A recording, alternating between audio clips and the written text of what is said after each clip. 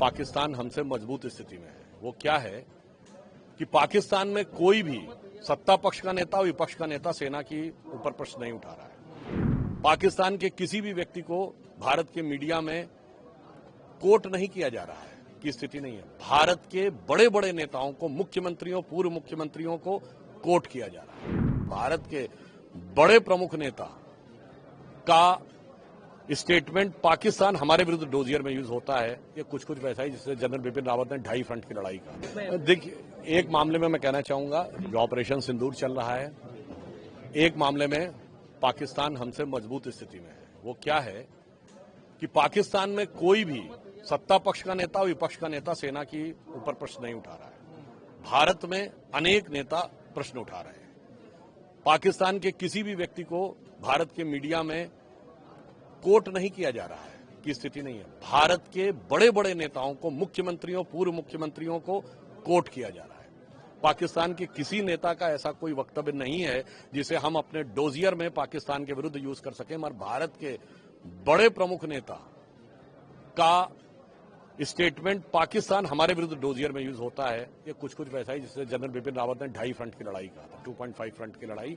तो मुझे लगता है देश को सब तरफ से चौकन्ना होने की जरूरत है। आज का जो समय है, मेरा मानना है दलगत राजनीति से ऊपर होकर सबको साथ में खड़े होकर आगे चलना चाहिए।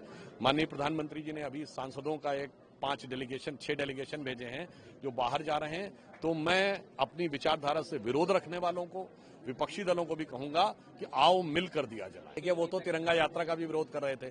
जिन्हें हमास और हिजबुल्लाह के लिए निकलने वाली यात्राओं में सत्य और सहानुभूति दिखती थी, उन्हें भारत की सेना के शौर्य के लिए निकलने वाली तिरंगा यात्रा में राजनीति दिखती है। मुझे लगता है इस नजरिए की जरूरत है। और जहां तक ये बात है, प्रधानमंत्री जी ने उदारता दिखाई है।